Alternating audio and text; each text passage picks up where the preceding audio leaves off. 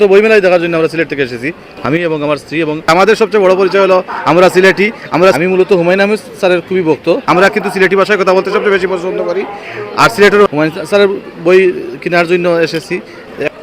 পুরাতন লেখক কি ভালো, কারণ একটু এখনো কিনি নাই, কিন্তু কিনবো। আমরা সিলেটির নিজস্ব বর্ণমালা রয়েছে, আমাদের নিজস্ব বর্ণমালার নাম হলো নাগরিক।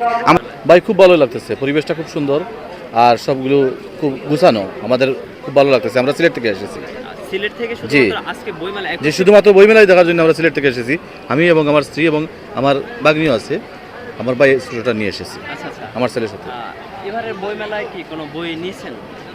আমি মূলত হুমায়ুন আহমেদ স্যারের খুবই ভক্ত। হুমায়ুন স্যারের বই কেনার জন্য এসেছি। একটু এখনো কিনি নাই, কিন্তু কিনবো। আচ্ছা আচ্ছা, আমরা দেখেছি যে এবারে নতুন লেখকেরা মানে অনেক আগমন হয়েছে, যেমন তরুণ লেখকরা। তো যারা পুরানো লেখক রয়েছে তাদের তুলনায় কি নতুন লেখকেরা খুব ভালো লিখতেছে, বা তাদেরকে আপনারা কীভাবে দেখেন? আসলে আমাদের কাছে মূলত পুরাতন লেখক কি ভালো, কারণ হলো তারা মূলধারার গল্পগুলা তুলে ধরে এবং আমাদের মানে গ্রাম বাংলার চিত্র ফুটিয়ে তুলে, যার কারণে আমরা তাদের লেখা পড়তেই স্বাচ্ছন্দ্য বোধ করি। আচ্ছা আচ্ছা, আপনি মনে বাট আমি কিন্তু নতুনদের ইন্সপিরেশন দিতে চাই, তারাও লেখক।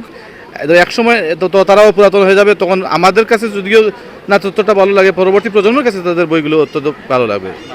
আচ্ছা, আজকে তো 21শে ফেব্রুয়ারি, আজকের দিনটা আপনার কাছে কেমন মনে হচ্ছে? আজকে 21শে ফেব্রুয়ারি, আর 21শে ফেব্রুয়ারি তো বাঙালি জাতির একটি গৌরবোজ্জ্বল ইতিহাস রয়েছে। সেই ইতিহাসের ভিত্তিতে আমরা মনে করেন আজকের দিনটা আমরা গর্ব সহকারে আমাদের তরুণদেরকে নিয়ে আমরা গর্ববোধ করি। আর মূলত আমাদের শহীদদের প্রতি আমাদের বিনম্র শ্রদ্ধা আজকের এই দিনে।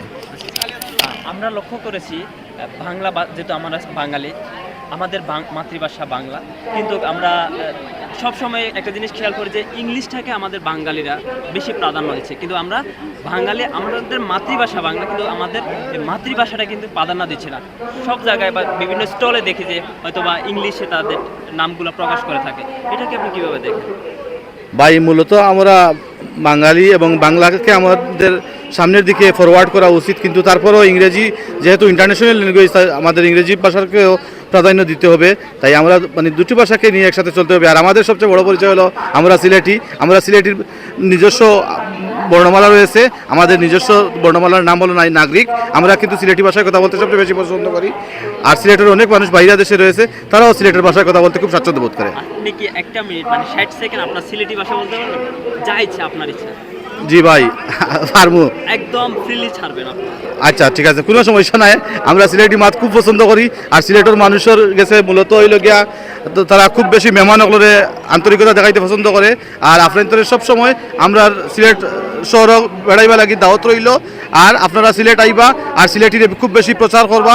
আর আমরা আশা করবো আপনাদের মাধ্যমে সিলেট অনেক বেশি পরিচিতি পাইব। আর আমরা সিলেট অনেক দেখার মতো স্থান আছে।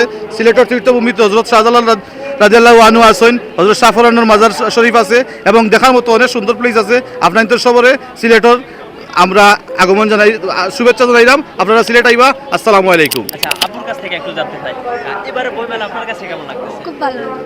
কেমন দেখতেছেন বইমেলা?